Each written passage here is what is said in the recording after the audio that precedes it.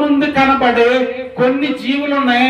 ఆ జీవులలో మనకి కంటికి కనిపించని కొన్ని చీమలు ఉన్నాయి. అవి కూడా జీవులే కదండి, చీమలు ఉన్నాయి. ఆ చీమల గురించి ఆ దేవుడు చెప్తున్నాడు. సామెతల గ్రంథము 6వ అధ్యాయము ఒకసారి మనం చదివితే మనకు బాగా అర్థమవుతుంది. సామెతల గ్రంథము 6వ అధ్యాయము 6వ వచనాన్ని ఒకసారి మనం చదువుదాం. సామెతల గ్రంథము 6వ అధ్యాయము 6వ వచనం.